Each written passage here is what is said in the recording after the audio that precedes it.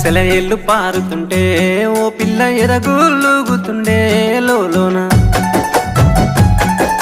నదులన్నీ కలిసినట్టు